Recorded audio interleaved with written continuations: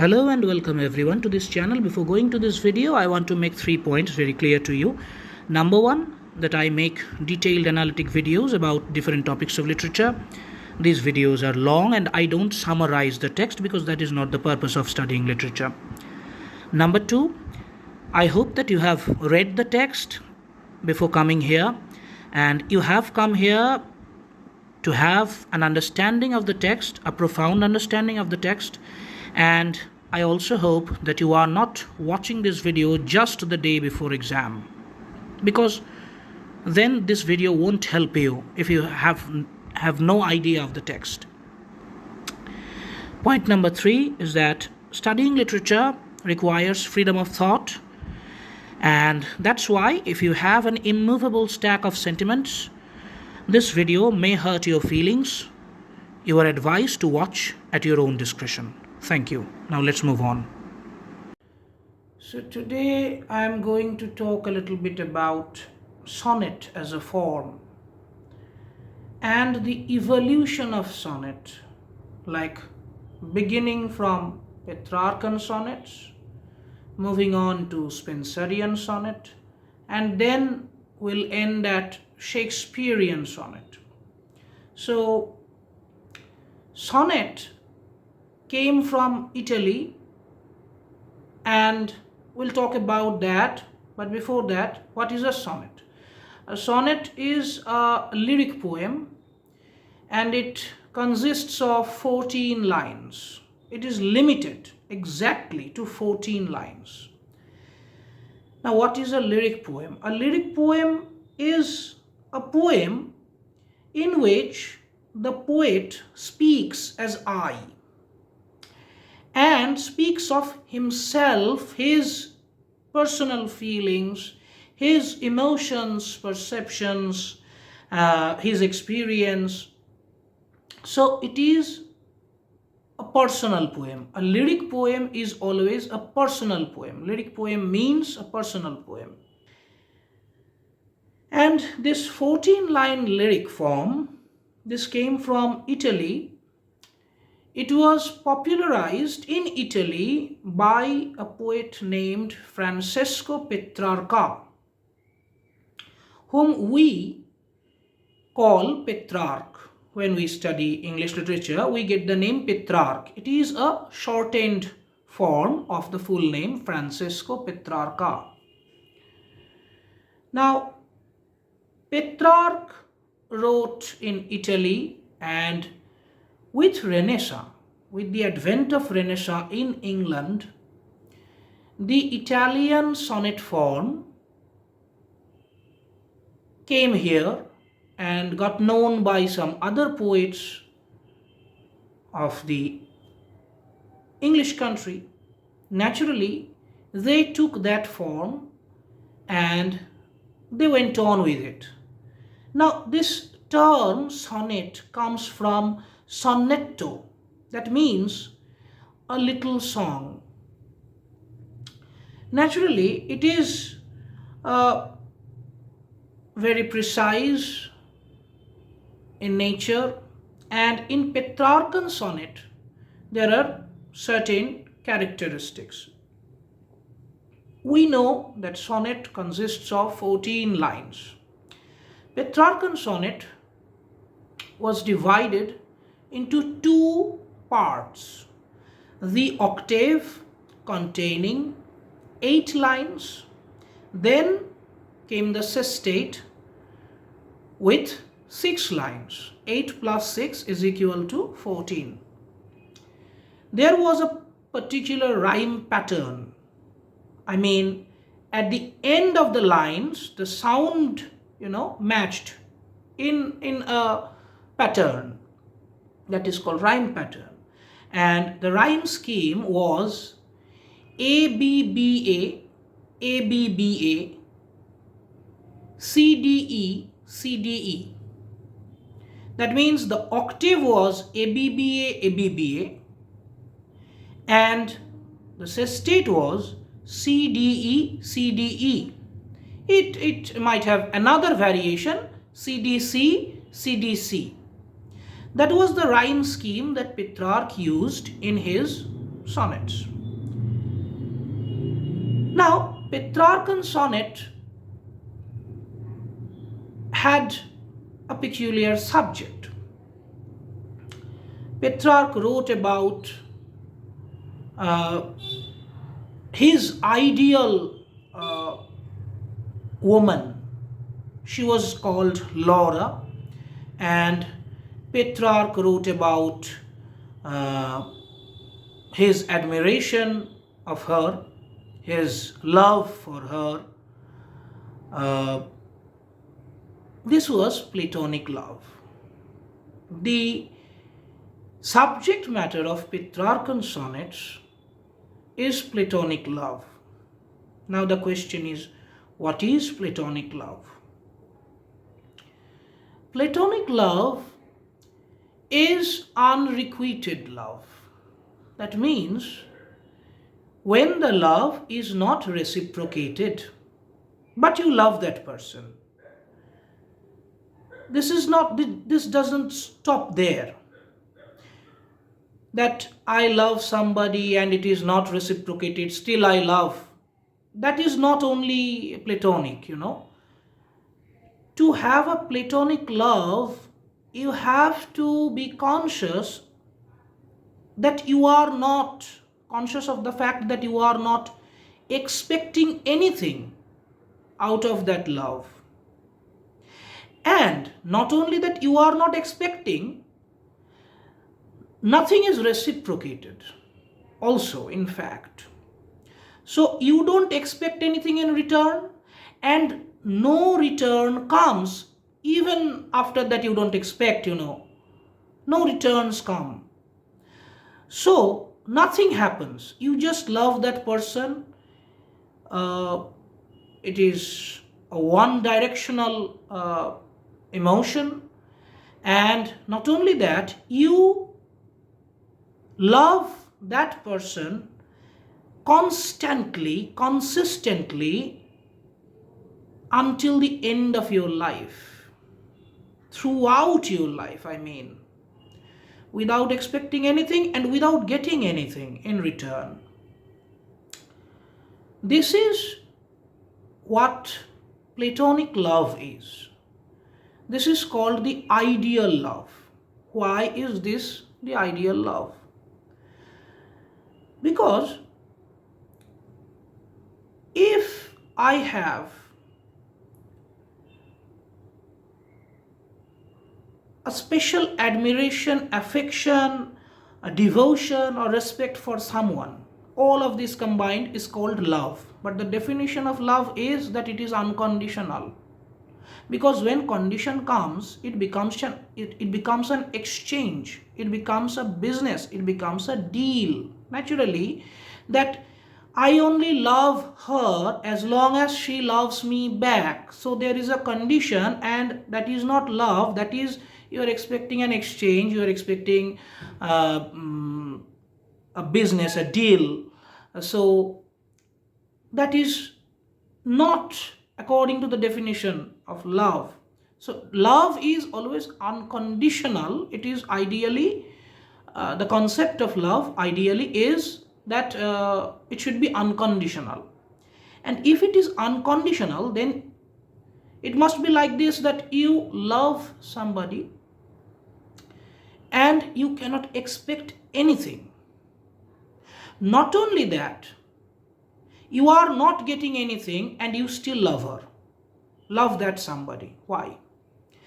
Because if I love someone and if I expect anything in return, if I expect reciprocation in return, then I am expecting a business. If I am not expecting anything but something comes, reciprocation happens, then how would I prove, or how would the world around us accept philosophically that I would continue to love her even if she hadn't reciprocated? How could this be proven? So, to prove that yes, my love is ideal, I need, number one, not to expect anything. Number two, not to get reciprocated, And then the third condition, I need to continue to love that someone without looking at, anybody else, without thinking about anybody else, without getting frustrated that she doesn't, reciprocate or anything like that. I need to be consistent throughout life. That is a kind of worship, that is a kind of devotion. And then, only then I can prove that yes, this person loved that person without expecting anything, without getting anything, and even after without getting anything, he did not, or she did not, got attached with somebody else or got attracted to somebody else just because she or he did not get the reciprocation out of that love. So he or she has proved that that is the ideal love, that is the truly unconditional love. So philosophically, this is the idea of Platonic love. So in Petrarchan Sonnets, we find that Petrarch talks about his Platonic love, his unconditional admiration, affection, devotion, respect for the ideal woman Laura. That was the subject matter. Now we come to English sonnets. In England, at the advent of Renaissance, at the beginning of Renaissance, Sir Thomas Wyatt and the Earl of Surrey, Henry Howard, the Earl of Surrey, these two people, they took that form from Petrarchan Sonnets and they wrote in English. Although the form and the subject matter remained the same. They, of course, they were original with their, writings, but they just took the form, they took the subject matter, and they maintained that. They wrote in iambic pentameter, and the rhyme scheme was also, unchanged, just like Petrarch. So, with these two people, Sir Thomas Wyatt and Henry Howard, the Earl of Surrey, whom we call as Wyatt and Surrey, in brief, these two people, they brought sonnet to England.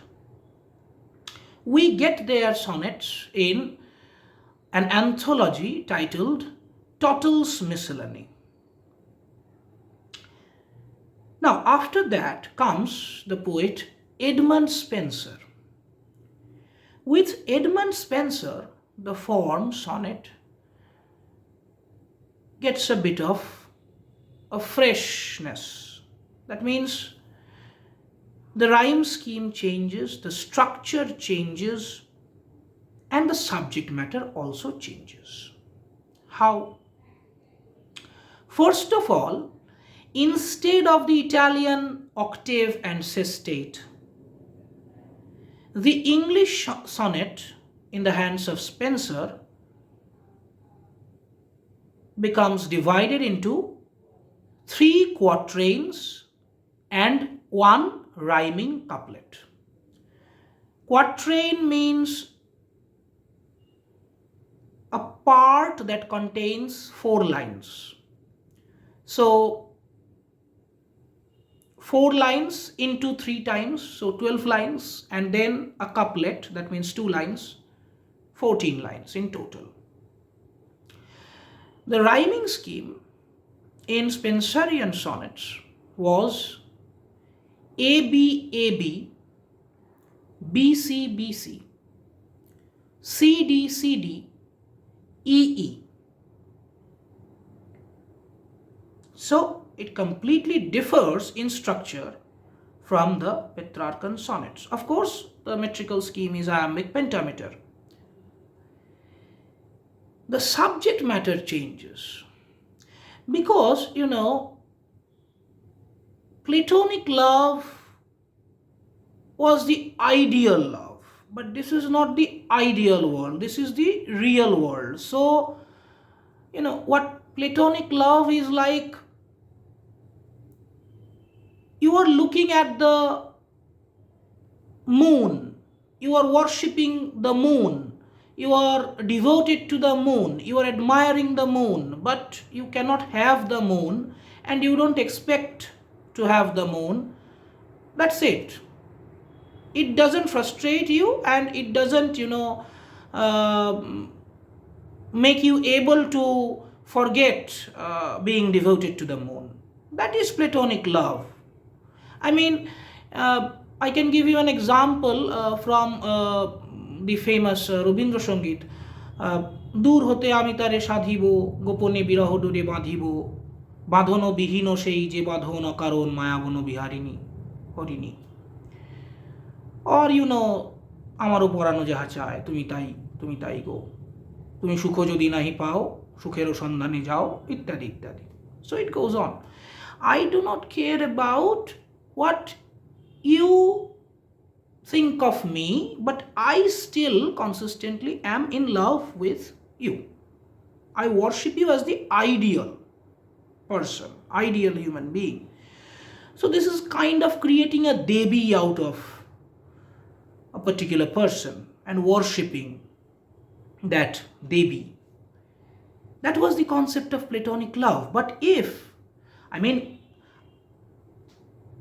I am not qualified to talk about what is the right kind of love and what is not, but if you think about it, you know that if that is the ideal love, ideal is something that everyone should do, then how would our real world, flourish? There will be no posterity if that is the ideal love and if that is, that is what everyone follows. So there is a practical version of love, that is expecting and getting the love reciprocated. So instead of going after a mayabono biharini, in the practical world you need to think about a kayamono shiharini of the real world, real person. So what Spenser does is that he changes the subject matter to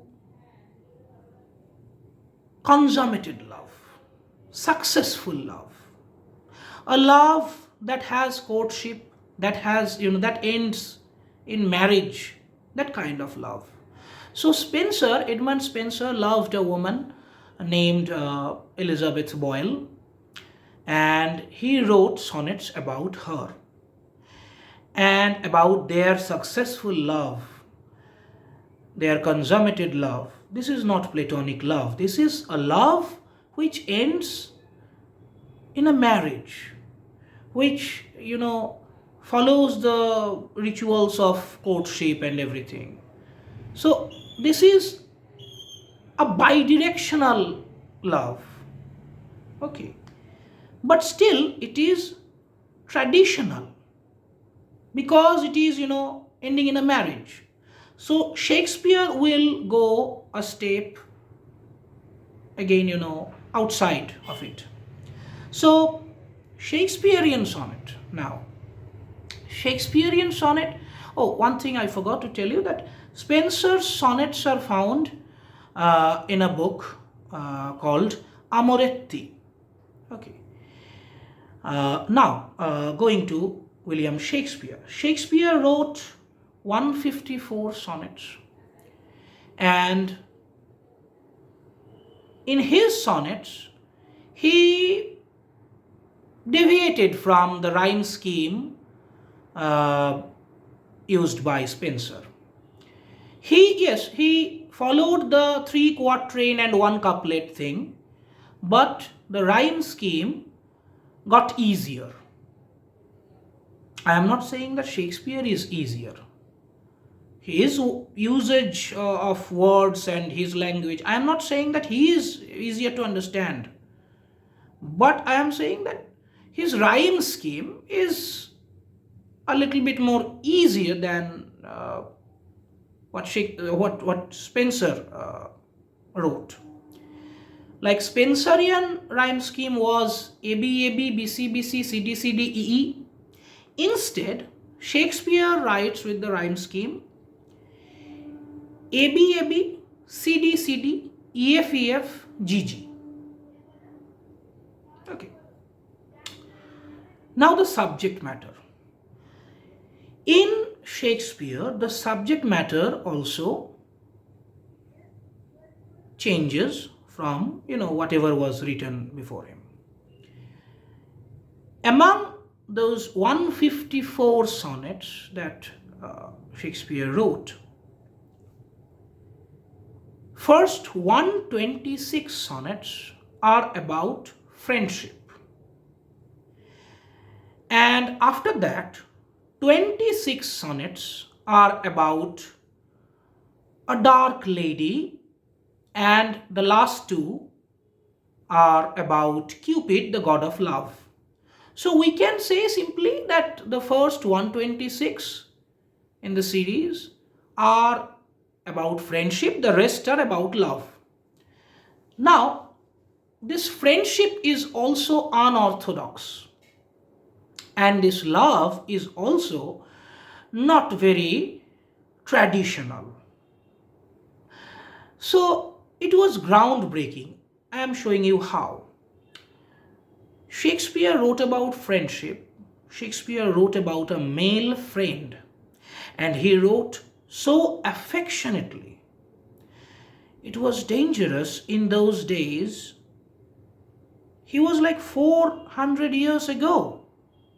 And we know what homosexuality is, how homosexuality is thought of in countries. In England as well as in India, we know that, in those days it was, when you are a man and you are writing about another man, although it is about friendship, but you are showing your affection, admiration for that man so wholeheartedly. If it had, got any kind of suspicion from the people around him, or, it would have been considered as a crime against faith, against the social norms and everything, and great punishment was to be there, seen. And naturally, what Shakespeare did was remarkable, because we still don't know who the person actually was. We only get the initial WH, but who the person actually was is not conclusively, said. There are many conjectures, there are many ideas, but it is controversial. But he wrote about friendship. Being a man, he was writing about another man and the friendship between him and that man. And he was praising his beauty, his personality, and everything like that. So he was quite remarkable in doing that. That was one subject matter that Shakespeare incorporated in his sonnets.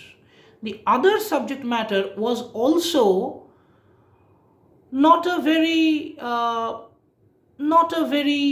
traditional one. I mean, not a very traditionally accepted one. I mean, Dark Lady was Shakespeare's love. We don't know who the Dark Lady is. We have several conjectures, several, assumptions, whatever you say, but we don't know. Nobody knows who actually the Dark Lady was. But we know that Shakespeare was with her, in love with her, and Shakespeare wrote these poems about her. Now, Shakespeare was married. We know that. Shakespeare got married at a very young age.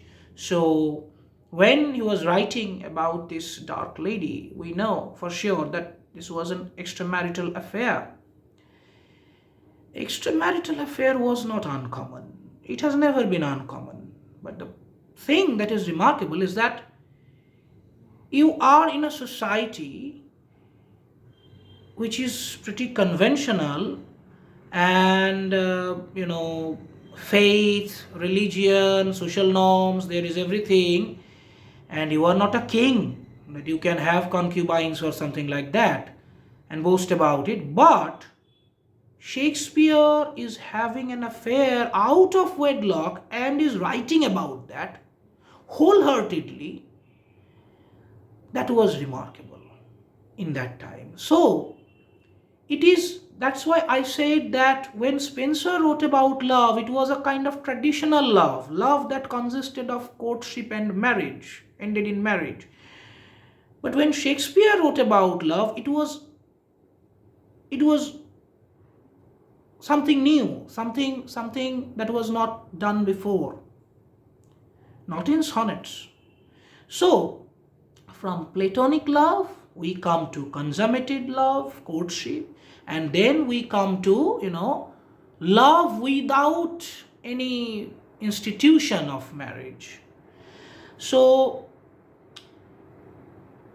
these are the things I think what I have said would help you, and I dislike to say it that, but I have to. Do you know that hitting the like button doesn't cost you a dime? So you may hit the like button if you please, if you have come to this far in this video. Thank you for watching.